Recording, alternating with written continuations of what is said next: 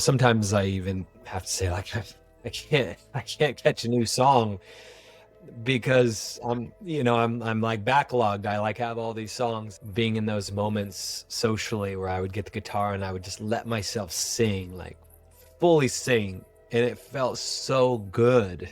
We are liberated already, and the only thing that's keeping us from that liberation is mind presenting the possibility that it's anything but that. I always just wanted it to be a pillar of strength that someone could grab onto and say, this song is going to help me make it through. Like, that was always it. I want this music to serve the awakening of humanity. What's the song that wants to be sung through me now? What is the food that we need for the world at large? And then, does it make me feel alive? The essence of unconditional love, first beginning by, like, what does it mean to love ourselves? Can I be with this being, this mind, this heart first? Jens Jarvie, thank you so much for being here. It's a pleasure to meet you. Yes, likewise, Ao. Long time coming. Yeah, you've been kind of intricately connected in my home space, in my music. I loved your music so much. I've been listening to it still, and it's just lovely to finally see you face to face and Yeah. and be in front of you. Thanks for inviting me to be here with you. I do want to start with a personal story because there was a time that I was going through a real dark night of the soul for a few years, quite long, and there's only a few people I could listen to Mm, music from. mm, Somehow you were one of them. mm, So it was really like healing for me personally, mm, your music. mm, I'm like, I'm kind of getting emotional just talking about it, but mm. it was very special for me. So Yeah, that's thank you. incredible. And I also find it interesting that you came to my music on your own accord and not even through, your dad, who has been such an incredible producer in my life. Then for you guys to discover that whole journey, I was like, oh, that's too cool. It's very cool. And yeah, happy to have you in front of me and just get to know you a little bit. I'm curious how you kind of got yourself to be where you are now. Did you always love music? Were you always a musician? That's a great question. Um, I didn't have the upbringing that necessarily like put music on my lap, where a lot of kids, their parents get them lessons from a very young age. But I do remember one Christmas, my parents got me a keyboard, and I was very fascinated with that keyboard, all the sounds and notes and buttons that you could push. But again, it felt like there wasn't quite the direction. And then I discovered we had this old funky shed on our property. I grew up on 5 acres in a place called Love Creek, close to Big Trees State Park here in California. And we had this old rustic shack, which was one of the original homestead shacks on the land. And it became kind of the storage, throw all the junk in. And in that shack was my mom's old guitar. And I felt drawn to that guitar and pulled it out and kind of started to semi find my way with it. And then I think my dad noticed that, and he said, well, let's get you guitar lessons, and the neighbor up the street happened to be a producer and recording engineer. And so it worked out perfectly. And that's where I began to kind of learn some of the framework for the guitar.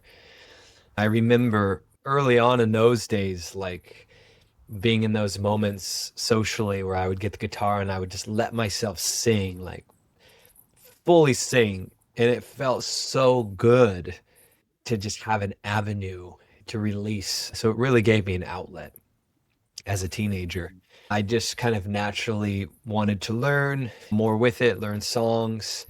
Um, and simultaneously, even though my dad was in support to that, he was also doing the thing, which is like, quiet down up there, and I could see that unfortunate program and condition start to have its form on me, which was you're being too loud, dampening the expression.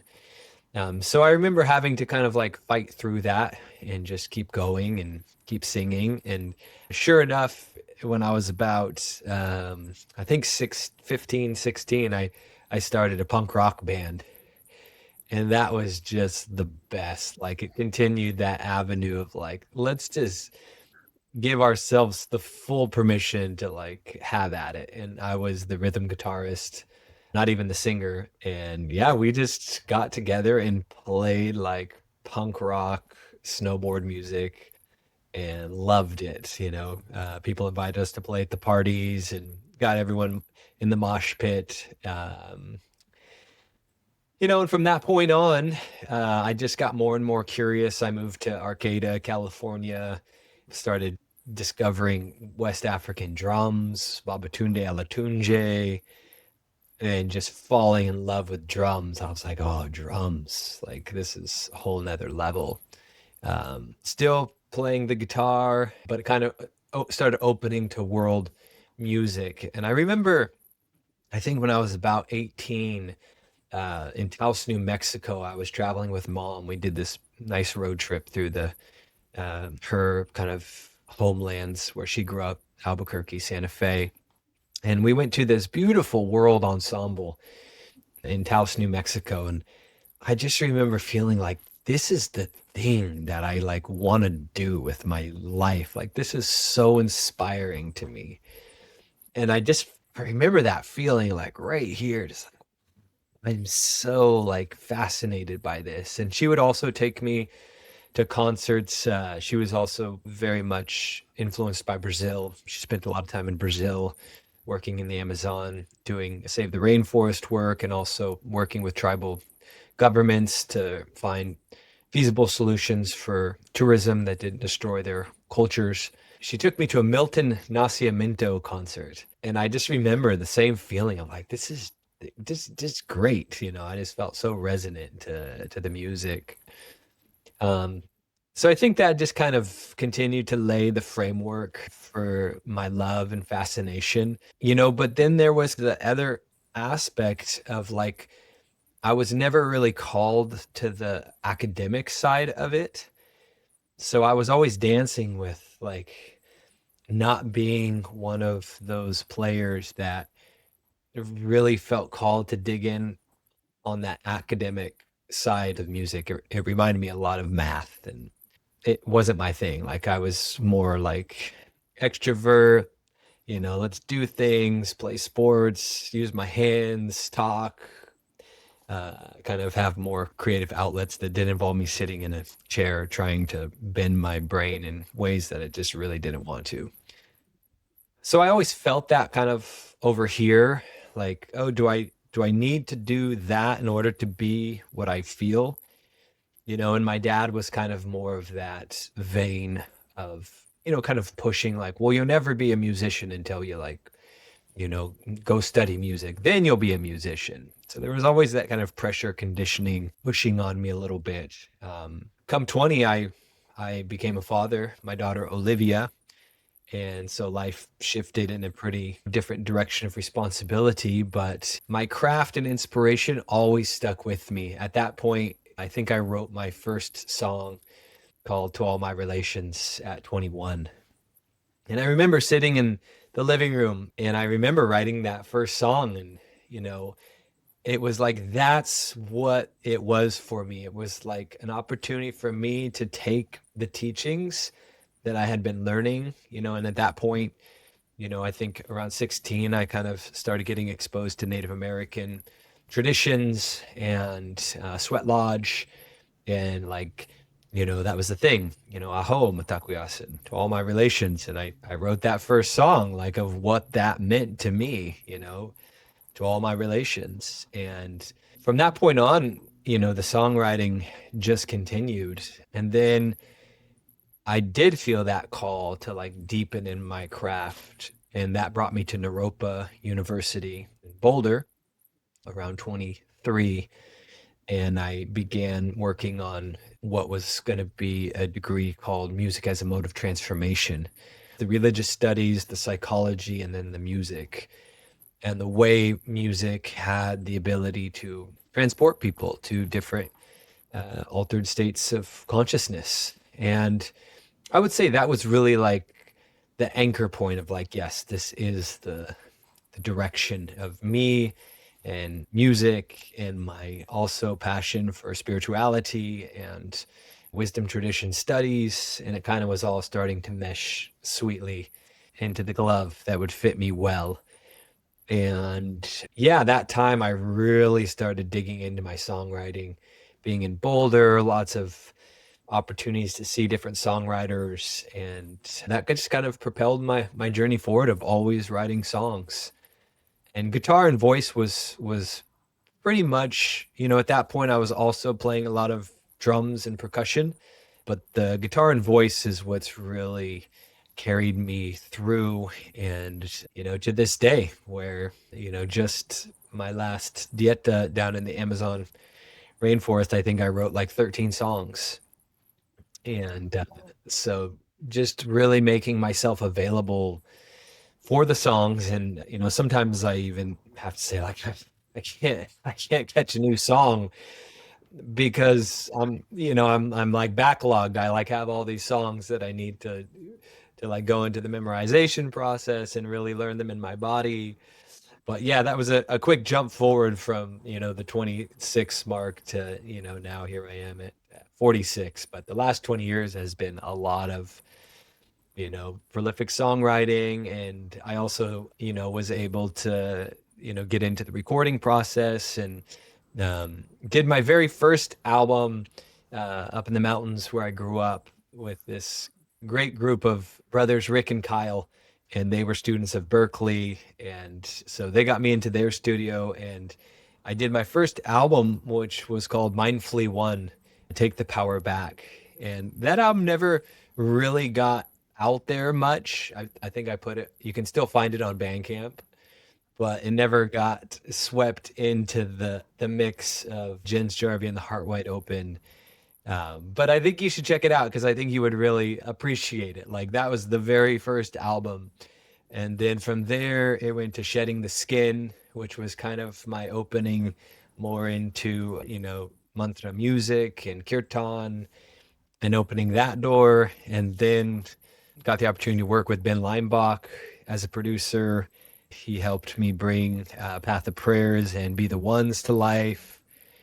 You know, epic albums, like such a master Ben is. And yeah, I felt the shift right around 2020 when, COVID hit and there was just a lot less opportunity to be out and about. And there was a lot of cancel culture happening and a lot of conversation around cultural appropriation. And it just felt like a good time to take a step back from it all. And yeah, I think naturally I was already kind of merging into what was feeling more like the genre of the medicine music and the evolution of my own spiritual path and the route it was taking, which led me to working with John, your dad, and what a gift. Like I met John, I was like, oh my God, this guy's like my uncle. Like, could there be a better match for me as a producer? I'm like,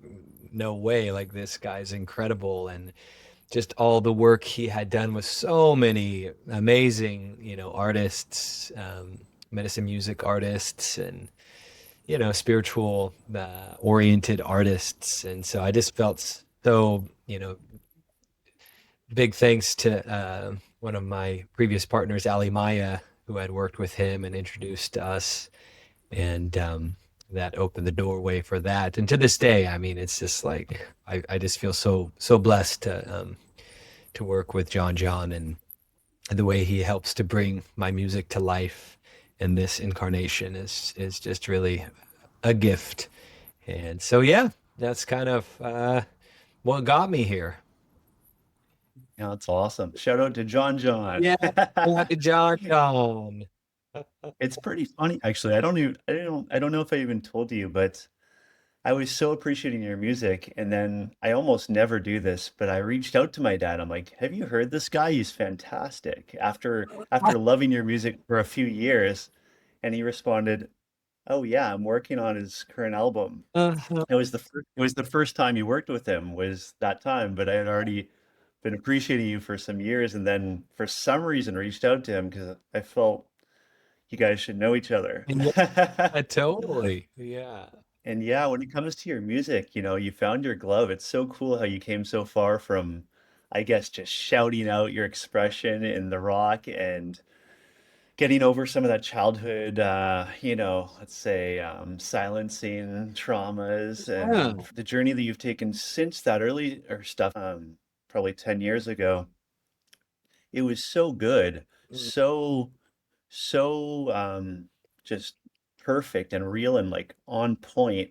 And I loved it so much. It's perfect as it is, but then you can tell since then you've grown so much too. Yeah. It's like masterpieces now that would be like hung in a museum, as before it was like the tonality and the songs were so good, but now it's like you got those final strokes. Yeah, I do feel And that. Yeah. I wonder how you like continue to grow like that. How do you stay excited about growing? Yeah, that's a great question. Yeah, for me, I'm very much a purpose-driven person.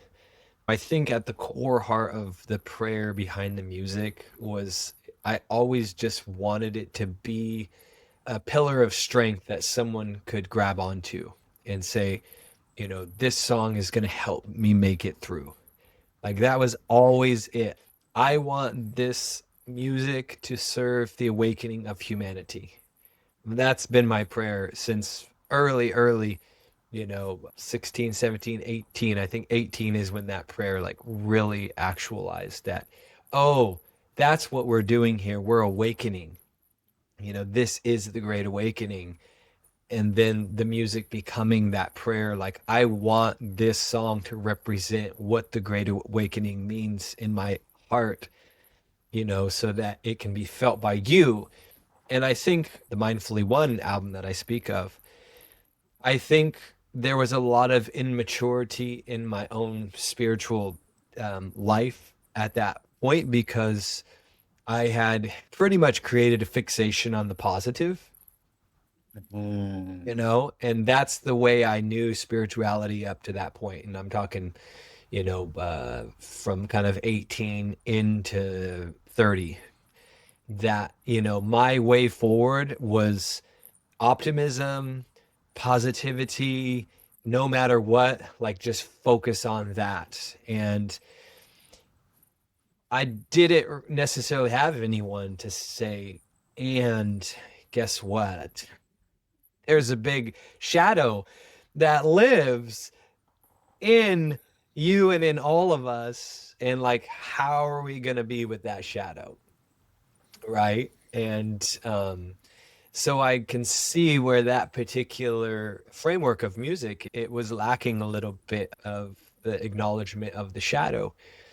And it was also illustrating my own habitualized bypassing that was present at that part of my life. So, coming back to the question of how do I grow in my music?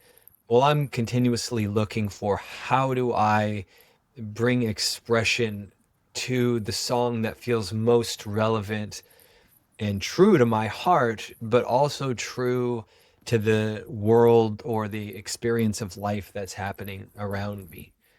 And yeah, like I think it's the distillation of the teaching, and I accredit that to a lot of mindfulness teachers that have inspired me into the Buddhist tradition that has, been a good pillar on my path. But the continual willingness to refine, like, what is it that I'm saying, and does it hold? Does it withstand like the test of like, is this the truth? And I really try to get down to that in my lyrical quality. And, it's like at the end of the day, I want someone to be able to listen to a song. And even if it's just one or two lines, like, yes, that resonates as what is the truth, for me in this moment. And what could also stand as the truth into time and eternity, because, there is that which is the truth that does not die. So I think that's where I find my growth is like the continual asking of like, okay, what's the song that wants to be sung through me now? Yes, it's reflecting where I'm at on my own personal journey, my spiritual journey.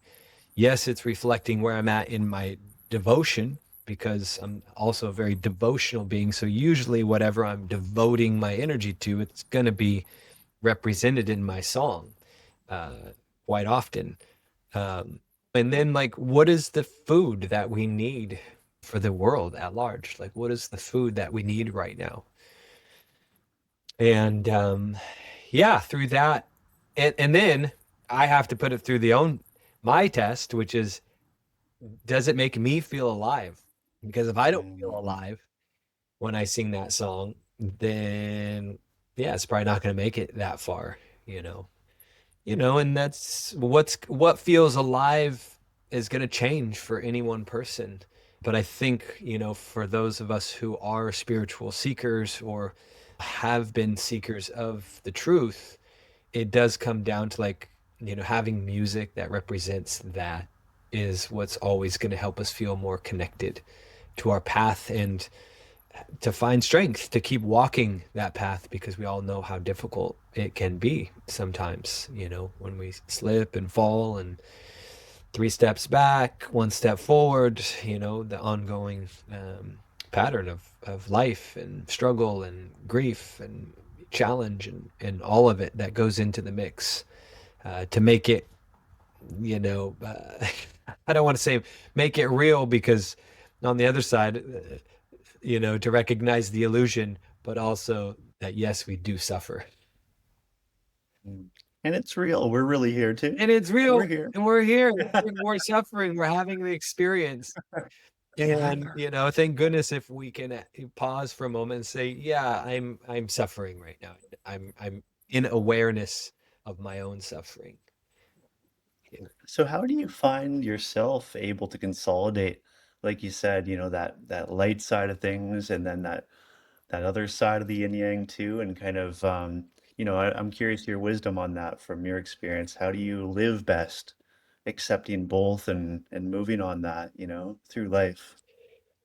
Well, I think it's a works in progress, because like I said, the shadow is the shadow for a reason. I can't always see my own shadow. And so sometimes I need other people to see my shadow. And then there's the parts and pieces of me that want to say no. What the hell are you talking about? Right? How dare you, question, my truth? Like I will defend it at all costs. And then there's the softening, and I think I've been really reflecting on the softening because I think the softening is where it's like it's the crack to where the light can get in. It's the softening. And if I walk through life too hard, I'm not going to be able to let that light in if I am not willing and open to like embrace those moments of pain and, suffering and challenge. I'm not going to have the same, experience of richness, that is me when I'm in my full presence of really, I think, the closest I can feel to unconditional love, you know. Um, so yeah, to walk in balance with that, with all of it, I think is, I'm willing to show up to the best of my ability with where I'm at in my current space of this earth journey, and to know that it's always changing and unfolding and evolving, and to not get too attached to what I think I might know or don't know, but to really stay open to life as the teacher because I do really put a lot of my trust in Life is the teacher. If this experience is happening, it is happening because life wants to teach me.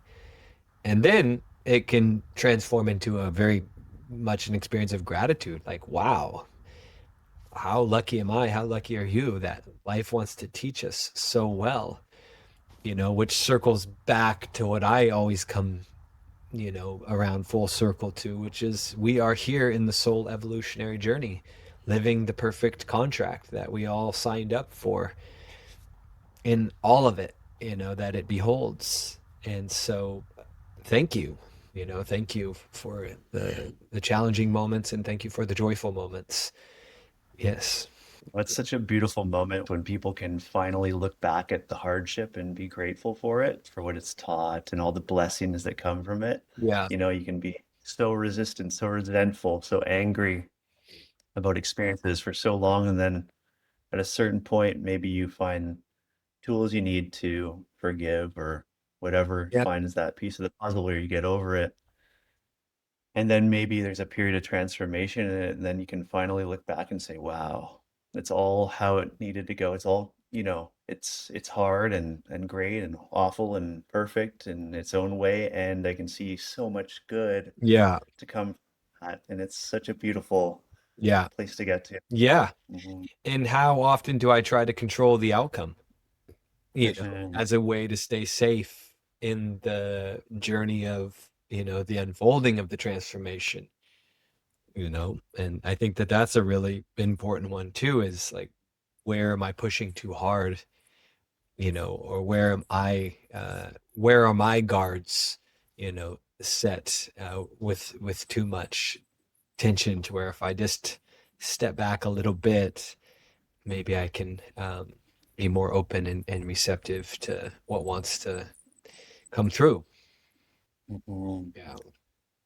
So for yourself, Jens, what was the most important aspects of your own healing journey that really got you to where you are right now? Yeah, that's a great, great, great question. Um,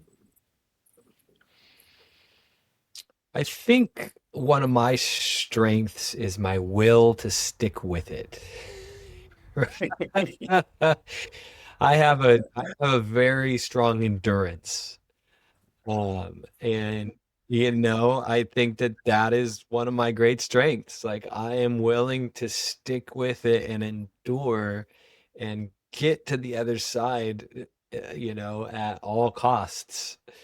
I think that brings with it like my ability to, you know, ask questions, okay, like let me ask my own questions and let me see like where am I stuck or holding on or not allowing the healing experience to penetrate me.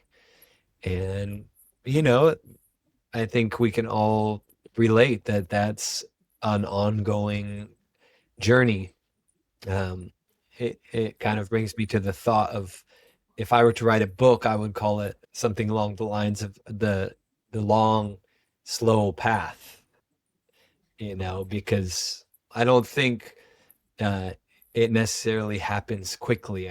I think that every day, every week, every month, every year is an unfolding process, and I can look back from where I am now at 46 and to 36 and say, wow, I've grown a lot.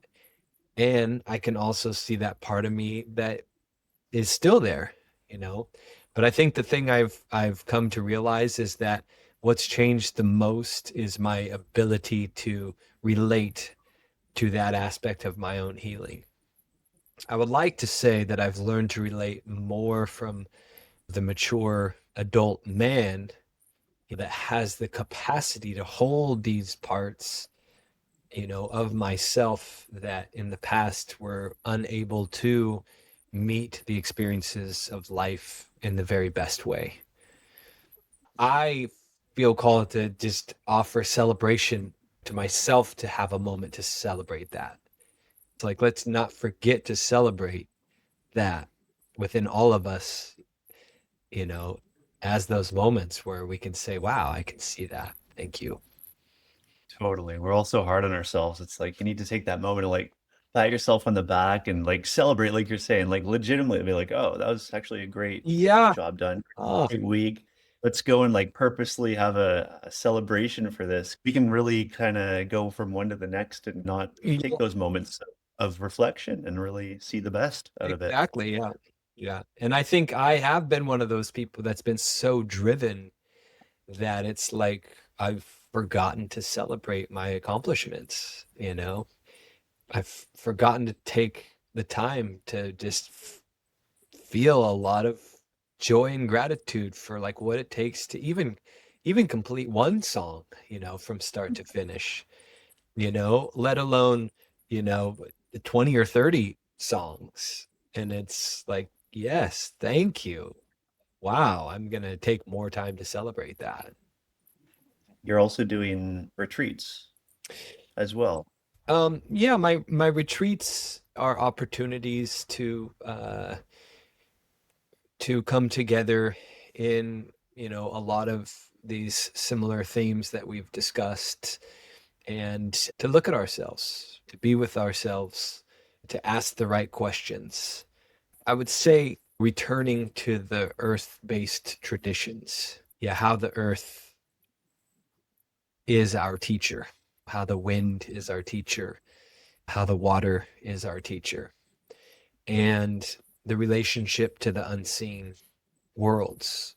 How do we relate to the unseen worlds? How do we relate along the lines of our own reciprocity towards these givebacks, that so many of the indigenous traditions have in their lineage? When do we take that time to make the offering back? So, yeah, to bring people together, um, in small, intimate groups, and to enter into a safe, held healing container, and, you know, do the deep contemplative, introspective, self-inquiring work is incredibly powerful. And to have that, guided through, the journey of music.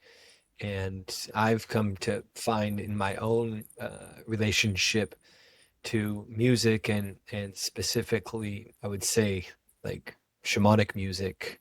It's quite simple, that beat of the drum, you know, the the way the rattle shakes, the the simple melodies of the pentatonic scale that can become the songs, and the way that these, um, simple ways of uh, giving music become the offering. They become the guide that like opens the worlds. People can then go through and discover like what's in those worlds. That beauty of guiding through the power of music is a uh, really special experience that I cherish in its simplicity.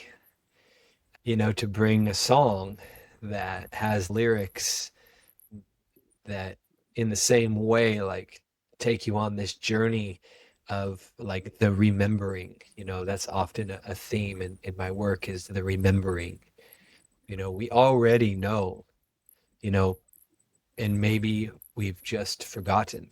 And so what does it mean to come back home on this journey of remembering and reclaim the parts and pieces of ourselves that have been strewn about, um, in places where maybe they were left, unconsciously, or perhaps there was a trauma in life where we lost that piece that needs to like come back for our wholeness to be reclaimed. So I think reclaiming wholeness through the remembering, and inevitably, coming to touch the essence of unconditional love, um, first beginning by like, what does it mean to love ourselves?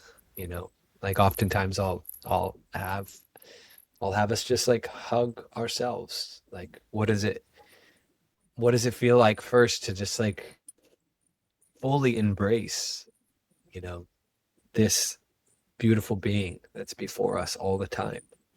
Can I be with this being, you know, this mind, this heart first, and then I can come out and be with others. And, I like to think that, through these processes, you know, we then, as a bypart of that, are given closer connection to our gifts. And then naturally, the stream of creativity just flows through. And it's like, oh, now I'm naturally just wanting to be in my gift because that's what rings resonant and true. So I think the feeling of like feeling that resonance to like what feels most inspiring to me in this life is a really important thing to pay attention to. I guess that's a question that I'd have for you too. You spoke to the rattle and the drum, but I'm thinking of, other shamanic instruments like their voice, like Ikaros, for example. I'm curious what you think maybe the power of the voice or rattles or drums, the power of music, the power of sound. What is the power there and what does it do? It's the way we can communicate, you know, and I don't think it's necessarily, you know, it's communicating so much more than just the way we think about communication, like where we share words. you know, I think when we enter into that act of, intentionality through music as a medium to connect with that which is unseen, um, then, you know, it's like the frequency, the vibration, the feeling, the emotion when I'm down working with some of my teachers in the Amazon in the Shipibo tradition. When I'm listening to my teacher sing his ikaros, I don't understand. I mean, I've been studying the Shipibo language, so I understand a little bit, but beyond that, like trying to understand with my mind, I can feel the understanding that this song goes so much deeper than I can imagine. Like it extends out into the ancestry of thousands of years.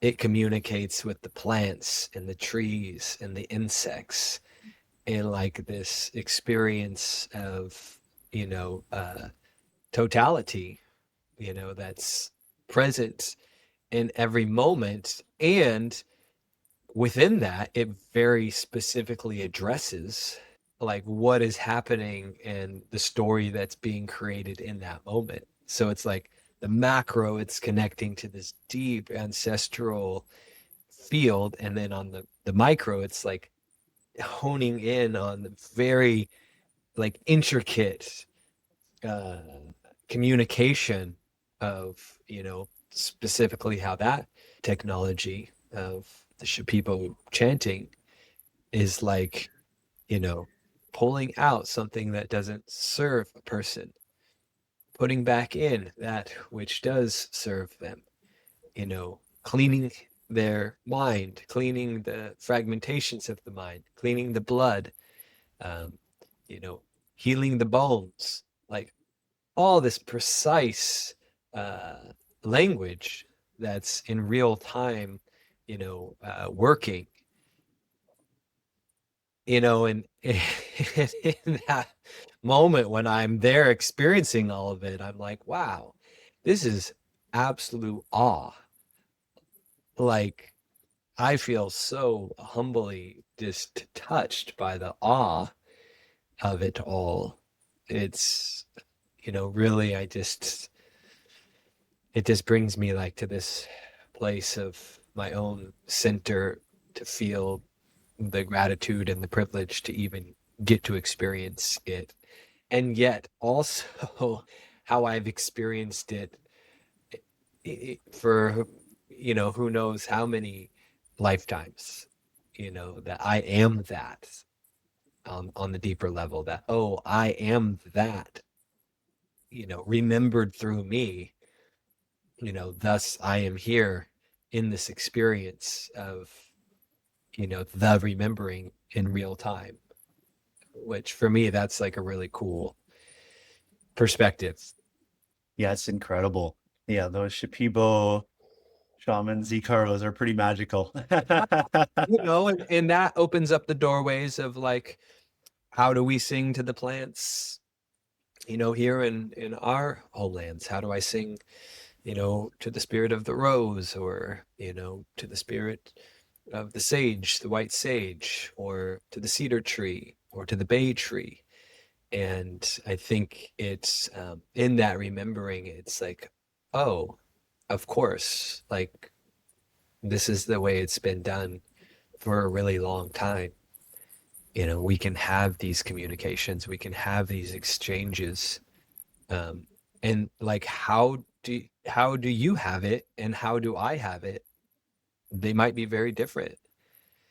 Yeah, you spoke about remembering, and I'm curious what you've remembered maybe in recent times. If you've had a remembering that you want to share that really like a light bulb moment came off when something came and something was remembered and it really helped you and maybe could help others. Yeah, I think like for me, the remembering is like I remember the truth of who I am in my pure essence, which is not scared, and it's not worried, and it's not wondering what's going to happen.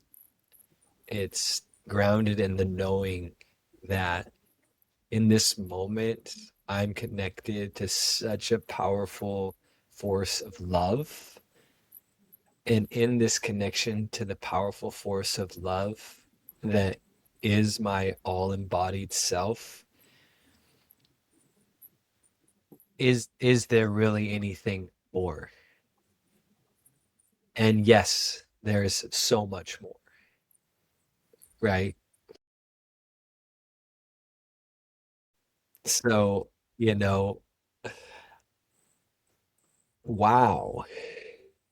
Like, how long have we been doing this? A long time is what it feels like, is held in the remembering. It's like, yeah, we've been doing this a long time, Maybe longer than time. maybe longer than time.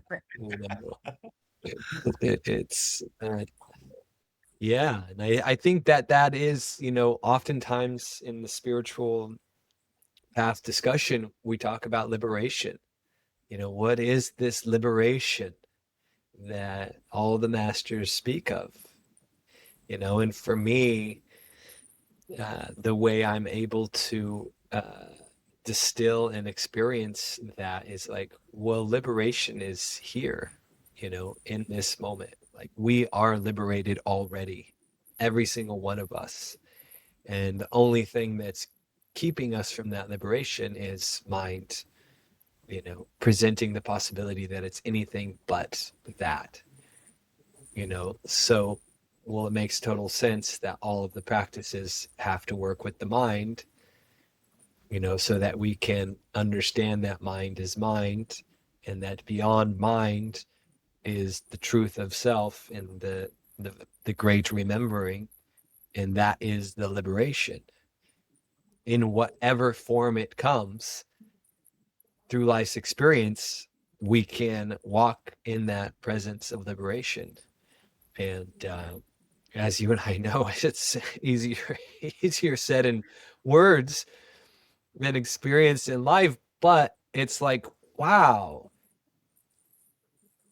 we're at a moment in time on this planet, right? Where, has it ever been as accessible or as present?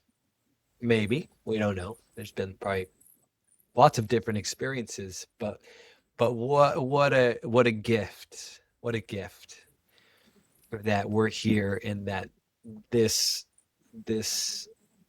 uh, possibility of liberation is known and felt by so many on this planet. It's quite a time to be alive. Like, 2020 was so hard for so everyone. Myself, everyone around was very hard at that time, but you can see since then too, it's kind of been like a propelling force where it's almost like a slingshot being pulled back. And since then, I've noticed so much transformation Yeah. in the masses, so much awakening is happening right now. It's really incredible to see. I just want to touch on, you're talking about the truth of the soul there, and then also descending into this reality where you were speaking of the shadow side and the light and everything. And it's a bit of a tough question, maybe, but I feel like you're up for the challenges. You know, it goes into all work too. Some people are maybe a little more on the light side of things, if you want to call it that, at a certain time. Maybe some people are operating a little more in the shadows.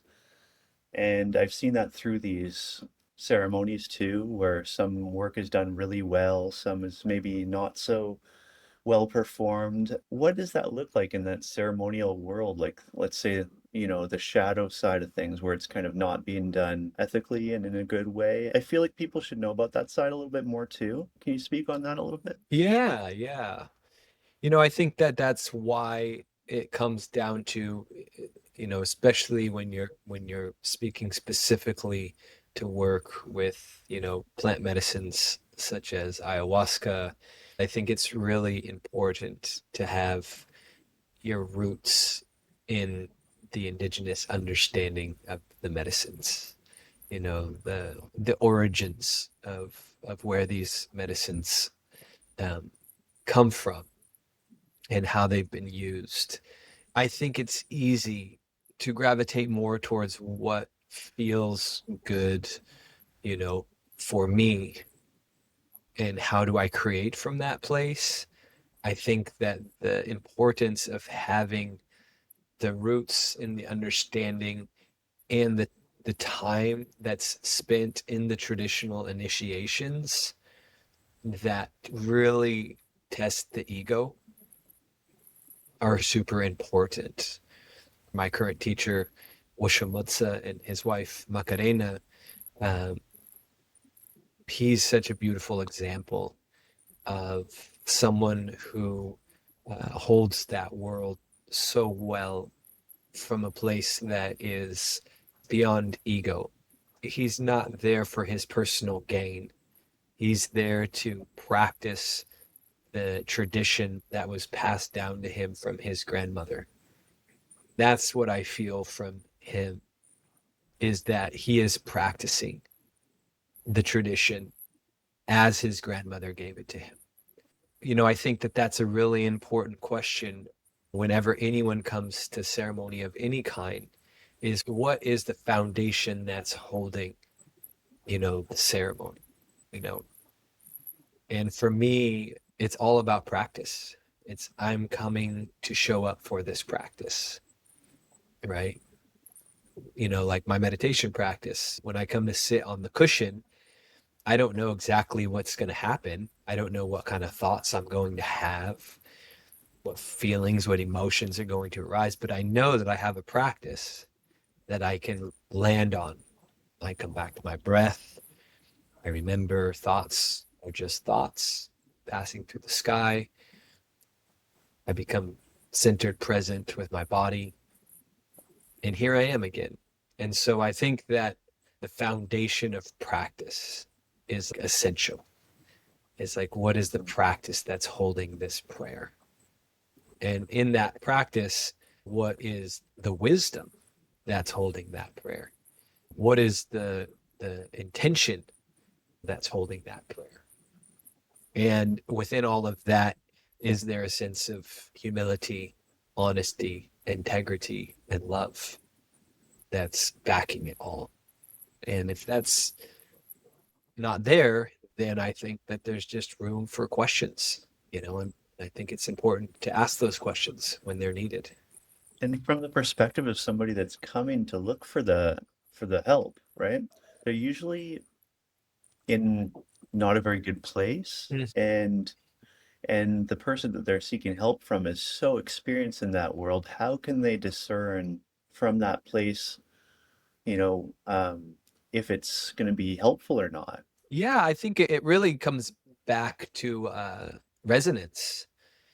It's like when you pick up a book, you read the first couple pages, you're either like, that book doesn't, I don't resonate with this book at all. Or like, wow, like this is exactly what I needed to see, feel, and hear, and I think that that's the same with our exchanges between human to human. It's like I can tell within moments, like whether there's resonance or not. And I think it's also very important to be mindful of the judge or the critic that sometimes comes online a little too fast, you know? So we do have to be aware on multiple levels of like, yes, there's resonance. And then there's like, okay, there's resonance. And now let's investigate a little deeper to find how far that resonance goes. And I think that that's also really important. Um, and to also recognize that, that you might need that experience and then that resonance might change, but but at least you got the medicine that you needed, from that particular experience. So it doesn't make the experience bad nor good. It's just, okay, that was good medicine for me to receive at that point in my life. Um, and I've learned that piece. So now I'm ready for the attraction to a new resonance. Yeah, that's a very native way of going about things, actually, what you're talking about, which is Hmm. feeling what's in front of you, and then actually taking some time to continue to feel it before you move much on anything. Yeah. So you really allow that space and time to feel it out good, what's Yeah. going on here at a deeper level than the mask, deeper level than the words, Yeah. Yeah. Yeah. And I think there's another really important piece here, which is to note whether or not you're looking for a quick fix, because Mm. I don't think there exists such a thing as a quick fix. I think everything needs our attention for a significant amount of time for there to be true breakthrough and change. So I think letting go of that idea that there's a quick fix for anything is really important. And that the work starts here in the willingness to see for ourselves what is asking for change in me, what is asking for healing within me. And there's lots of different levels, of course. Some people are going through very physical healing, you know, cancer or something very specific to the body. But as we know, oftentimes that's linked to something deeper in the psychology and the emotional and the spiritual. So how do we meet all those places in a very, I would say, real way? And I think that that's also some of the medicine that I bring is I'm a Taurus in my Western astrology, but I also have 6 planets in Taurus. Like I feel a lot of ground under my feet. I have a lot of appreciation for that ground because I feel like it does allow me to like sit in that center point and see and feel and experience through that sense of grounded nature. Beautiful. Yeah, I want to add like one thing that I think is really important for people to be able to be helping people very much in any setting, especially ceremonial work, but even as, let's say, a massage therapist or anything of the sort, is to keep your own self full of energy, full of life. And I'm curious, how do you keep yourself in such a high vibe, state to be able to keep giving like that? Yeah, I mean, I think that in and of itself is a whole nother practice and protocol when we step into these roles of service and being guides for others' healing or even just holding of space for healing and transformation. You need to have the time to reset, to reposture, to cleanse, and to tend to one's energy field. And for me, I have lots of different practices for that. One is just like deep relaxation, you know, just sometimes just lying on the couch and just breathing. with myself. And then there's, of course, baths with, salts, um, long walks in nature. Quiet is very nurturing and resetting for me. So, spending a lot of time in nature, listening to music that feels deeply resonant and healing for my nervous system. In the traditional practice of the Shipibo way, using Mapacho as a cleansing and clearing ally. Oftentimes, we'll do some lemongrass purgatives when we're home here. In the jungle, it would be different plants used for different degrees of purgatives. Saunas, I'm a huge fan of the sauna. I have two saunas here on my property, and so I'm often taking saunas.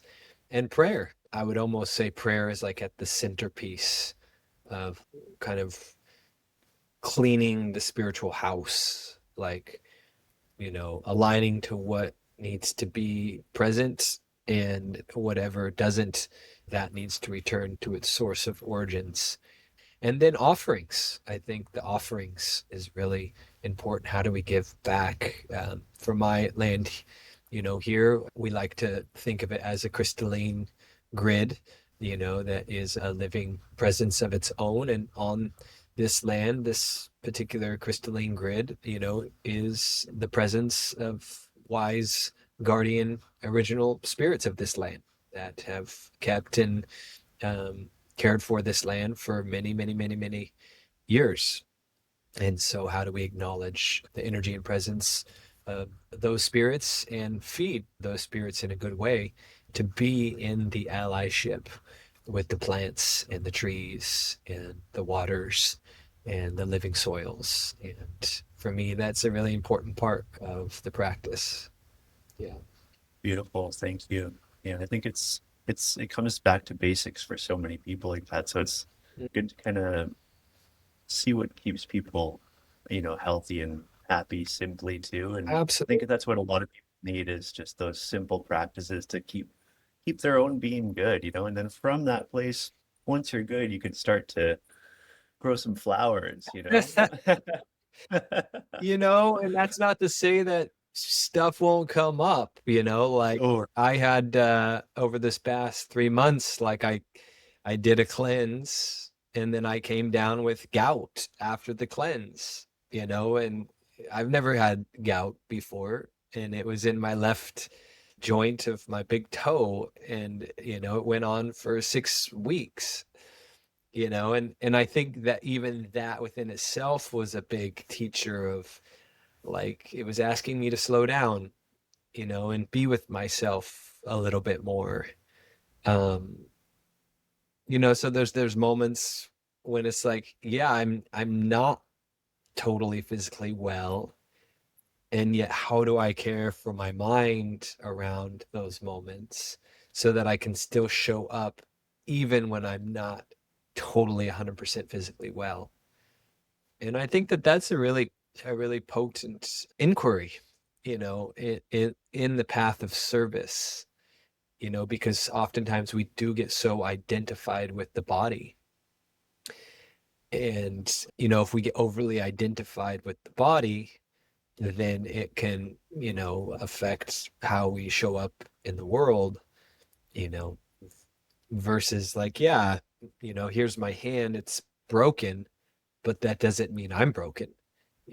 I'm still here in my vibrant essence of spirit, and yet my hand is broken.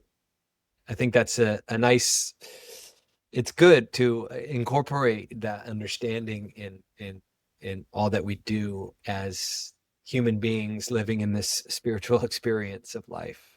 it might take the guitar out of the way, but you could still sing. It might take the guitar out of the way, and it's like there's the softening again.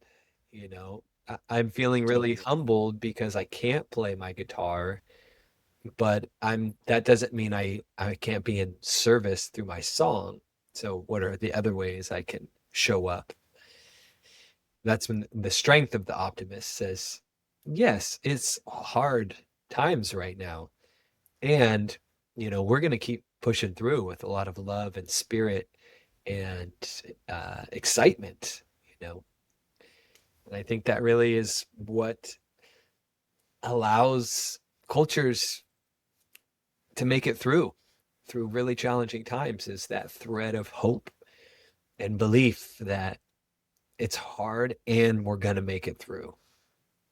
I'd like to circle back a little bit to your music for a minute. I was just thinking of an experience I had. I was in the Kootenays, close to mountains, a couple years ago. It was bear time. So there's bears in the, Canadian mountains and, not quite hibernation time and everything. And everyone was paranoid about it. Got to bring bear spray, make sure you're ready for bears. And I just equipped myself with one of your songs. So I know it's something they tell you too with bears is to like maybe wear bells Yeah. or make some noise because they don't want to attack you. They're probably not looking for that. It's mostly if you startle them. So I figured I'd just sing Path of Prayers. When I go walking with my prayers, I know everything's gonna be okay, and then it would drop into the mantra. Yeah. And I just had so much fun with that, but I knew it was gonna be all I needed to equip myself with. Yeah. Yeah. I mean, oftentimes it is just that. It's just the mindset of, how we walk with all the possibilities of what might happen. Mhm. But Yeah, yes, trust and just and prayer and intention yeah. and then I'm making noise and it was wonderful. Yeah. I'll tell you a funny story that just happened to me. I was spending a few days on the river with my sweetheart, and we were packing it up at the end of a beautiful day being on the river. And I was walking across this old cedar tree that had fallen, and I was singing, you know, Spirit of the River guiding me with grace. Right. And I was just singing that Spirit of the River guiding me with grace. And I stepped down on a rock and down I go, completely fall, scratch, take a big gouge out of my calf, out of my front shin, totally scraped it, blood, the works. And I'm like in the midst of the fall, like watching this whole fall happening and thinking like, oh, I'm not going to stop this fall. Like this is happening. And then feeling the sensation of pain, you know, and then like just like having that moment of like, oh my God, like what just happened? And then like sitting down on a rock and then coming back to that song, you know, Mm. the spirit of the river guiding me with grace. And who's to say that that's not grace? So it's like absolutely, like all we can do is put our best foot forward and sing the song that's resonant and true, to the path that we wish to create, and know that whatever happens on that path, it's going to be a piece, that helps us learn and grow in some way. Would you feel like sharing a little song right now? Do you have something that resonates right now?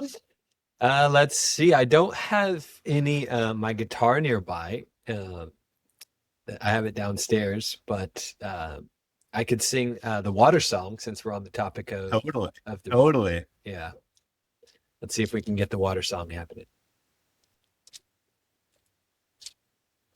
And this song came to me in the lands of Colombia, where I was staying with the dear Momo and his family. And I had gone on this beautiful day-long adventure down to their local river, where they were gathering up these really interesting stones, like these alien-like stones. And all the kids were playing in the water.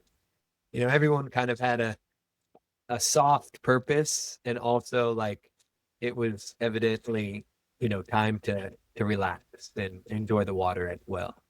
Giving thanks to the spirit of the water that is life. Giving thanks to the spirit of the water that is life.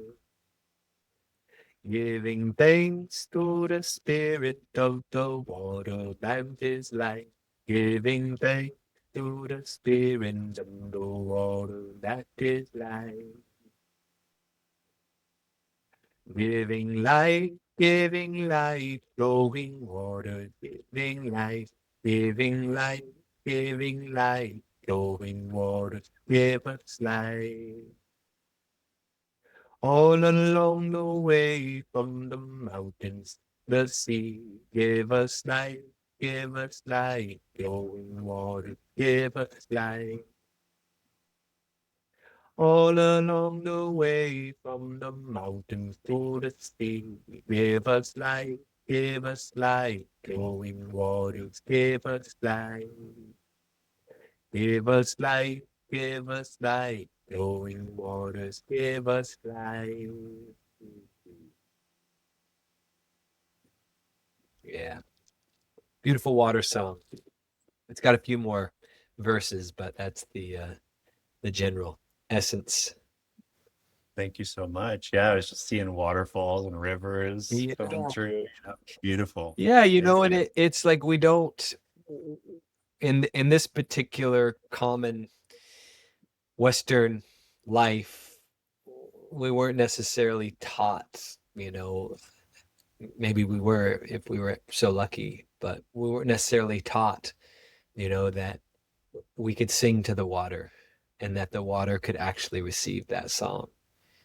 And possibly even like the water really enjoys that experience of being sung to, so yeah, it's this the encouragement of like, don't hesitate to sing to the trees, to sing to the waters, to sing to the birds, to sing to the wind, that you know perhaps it's all listening, and that it just more deeply entwines us in this sacred relationship, to the earth and to creation and to all the beauty that we're truly, truly so blessed to experience, uh, even amidst all the challenge and suffering and hardship. Thank you so much. It's beautiful. Yeah. I'm curious, Jens, what are you excited about right now in life? What are you excited about next? Yes. Well, I would say I'm excited about, I know there's something more that wants to come through in my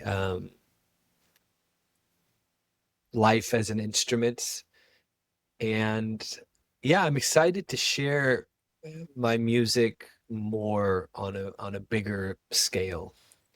Um, I think that for a long time I've held that prayer of really wanting to be out in the world sharing more music, and not only just by myself, but having the instrumentation that really brings the fullness and life to the music, and to yeah really have more invitations and opportunities to bring my music around the world. I'm feeling really called to return to uh, my ancestral homelands of Europe, which I've never been to Europe.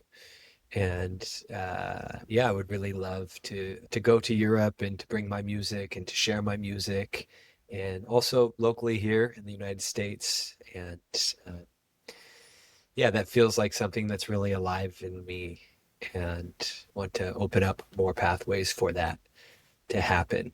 I feel like I've often prioritized being a responsible adult, but I've raised two beautiful children who are now 25 and 22, and I've tended a lot of land and home. Now I really want to make some space for that other piece to come out and share the ceremony of the heart through music, as that simple space for people to connect and remember the truth of who we are. I wish it for you, my friend. I wish you to see Europe as well, but your music, I wish that for you absolutely, and it could be good for the world. Yeah. I actually reconnected with my homeland in Europe after a while too, and it was really quite a healing experience. Just being there, just it really transformed something. And I think connecting with your homeland is a great idea. Yeah, I've been feeling really called to that, and I think it's time. Awesome. Yeah. Um, I'd like to ask you one last question, and that would be if you could broadcast one message right now to humanity so everyone would hear, what would that be? One message.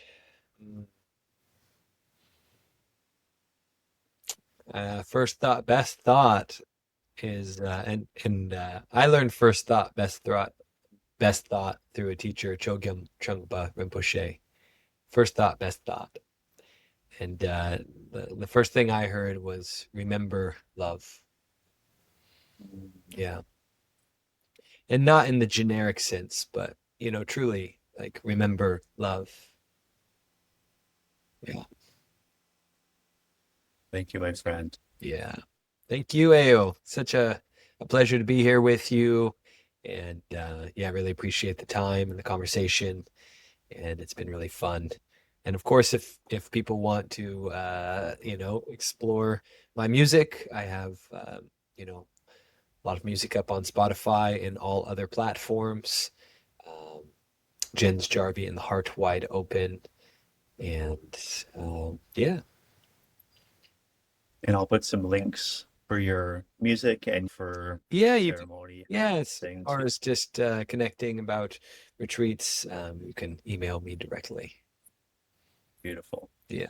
Thank you for your time. It's so good to face with you and experience you firsthand. And you're just a blessing for me. And thank you for your help personally once again Mm, in my healing journey. And I still love your music today. So yes, thank you for everything. that's good. It needs to, survive the test of time. So